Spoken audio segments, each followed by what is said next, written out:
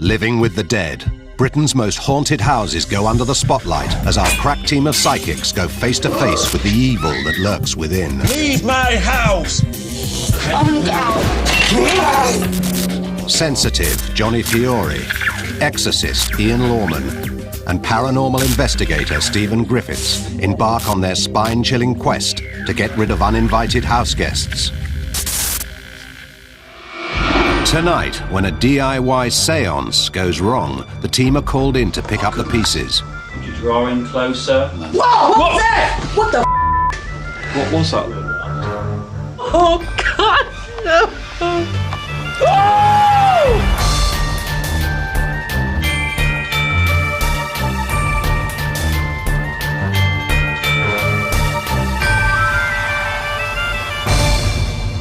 Blackpool, Lancashire, and the Living with the Dead team are on a mission. They've been called to this house to check out the supernatural sightings that owner Sue Dennis believes have been haunting her and her family for years. The house was built in the early 1900s and bought by Sue 22 years ago.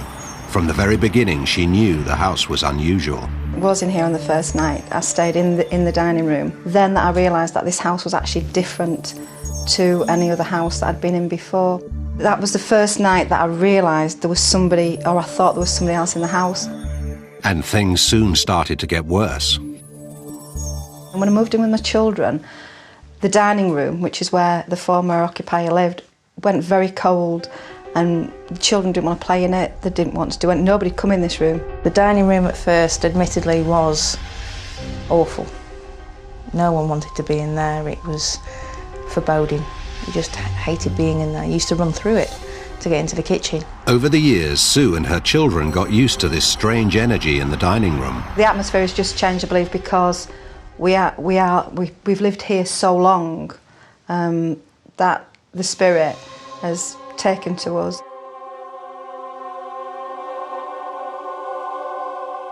So who is this fickle spirit that took so long to warm to the family?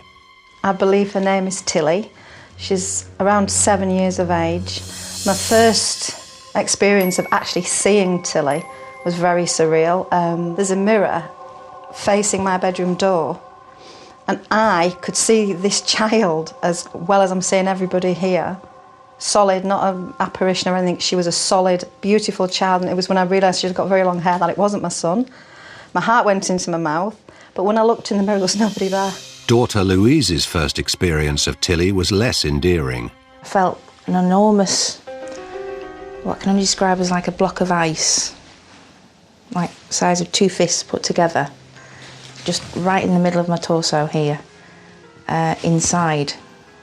And it was just like it exploded out through my body. It was awful. I was sat in my chair in the window, and it was like something coming towards me at one lick of a pace, and it just went whoo, whoo, like that, and it literally pushed me back, and I really did think my windows were going to go through. I think it was Tilly making herself known. They believe this girl child is a mischievous spirit. The doll on the landing is stood holding onto the railings like this, and I do think that Tilly plays with it. You know, you'll wake up some mornings and it'll be on the floor, or in a seated position when it's actually stood day to day. Recently, Sue has also sensed a more menacing spirit in the house. I saw this gentleman. He was just standing near my other son's bedroom door. I woke up and I saw this dark figure just next to the door, man, and it was just stood there. It wasn't saying anything or anything. It just like a tall dark figure there. The first time I saw him, he was just stood with the door to his side here, on the right, and he was looking out, as if he was looking out onto the landing, and you could see the profile of his face. I was pretty scared, very scared, but as ridiculous as it was, I thought if I just turn over and pretend I'm asleep, he'll go away, and that's what I did. The family also believe a third entity has taken residence. The mistress I saw towards the end of last year, and when I first saw her, she came from my mum's room, left, going down the hallway in a white dress, in a different, not the same as the little girls, but in a different, like a wedding dress. She had an aura about her that was just awful. I don't want to go as far as saying evil, but not good at all. So why are these lost souls drawn to Sue's house? This house, I do believe, is a vortex, or it's very susceptible to spirits wanting to come through. Obviously, because we do believe very much in them. It seems that sometimes, you know, you have a sort of a conglomeration, a collection of spirits that people refer to as a vortex. They say they've come through a portal to start with, and then you get one or more. And then, like any crowd, it begins to grow and develop a life of its own. A vortex is a whirling centre. Descartes, the philosopher, described it first with the cosmos. And it gets bigger and more powerful, like a maelstrom at sea or a tornado. And the more that is attracted to it, the bigger and more powerful it gets. The spirits seemed to live happily in Sue's house for many years, but things were soon to change. One night, Sue and Louise held a séance. Is there a spirit here that can push their energies towards the glass? Do you want to speak to us? And ever since, they've had problems. We did do a tabletop kind of séance, and I think probably we invited people through. Are there any unpleasant spirits here? I do believe that one of the spirits, a gentleman, that is there, that I know is there, but I can't bring him forward. Maybe he's frustrated and that's why it's an ominous presence. That's not what I want to know. Having lived happily for so long with these spirits, the séance has now brought forward a dark presence, leaving the family scared and in need of help. The atmosphere in the house at the moment is really bad. Really don't like it at all. My mum especially is feeling it, being here more than I am. So we really, really can't wait for Johnny and Ian to come and hopefully move these new spirits on, because the atmosphere in the house is just awful. The Living with the Dead team intend to hold an overnight vigil at Sue's property to see what activity they can unearth.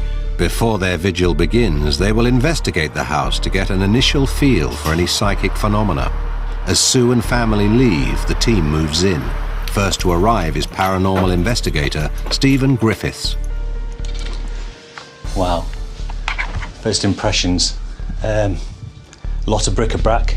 Top paranormal investigator Stephen has over 10 years' experience of psychic investigations, having visited over 500 haunted houses. All sorts of things around the room, a lot of family memorabilia. See if anything's has got a spirit in this house. It could be attached to one of the antiques, or photographs, or memories of good times or even bad times. Stephen heads upstairs to the landing to take some temperature readings. It feels a lot cooler up here than downstairs. You're thinking it'd be a little bit warmer upstairs with the heat rising, but it's quite chilly. Later that evening, the rest of the team arrive. Sensitive Johnny Fiore and exorcist Ian Lawman. They've never met Sue and know nothing about what she's experienced in her house. Once inside, they separate and room by room explore the property. Ian immediately senses a large amount of psychic energy. I feel so busy in here. With over 1,000 homes investigated for spiritual activity, exorcist Ian Lawman is the most experienced member of the team. He believes he's exorcised over 300 properties.